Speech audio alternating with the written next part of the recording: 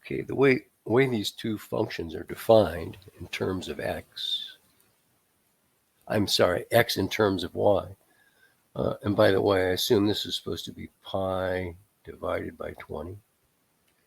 The easiest way to find the area between these two curves is to use horizontal rectangles, infinitely many of them, between the interval from 0 to pi over 20.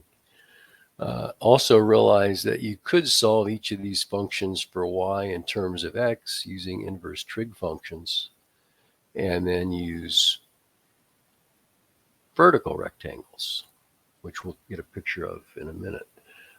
If you restrict the domain to y being between 0 and pi over 20, the graph looks like this guy right here. And there's the region that we're trying to find the area of.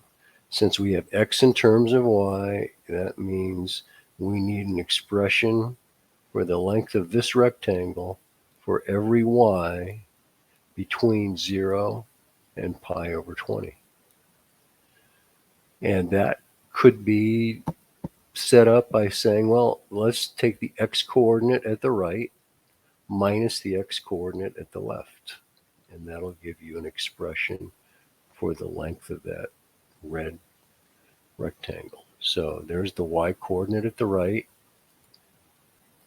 here. Oh, it's supposed to go to red. Y-coordinate at the right minus the y-coordinate at the left from 0 to pi over 20. dy, of course, represents the width of that typical rectangle. And if I separate, or if I remove the parentheses and then say I'm going to use u substitution, let u equal 10y, that means we could picture here 10,000. du is 10 dy. Since we're dealing with a definite integral, we might as well replace the limits of integration.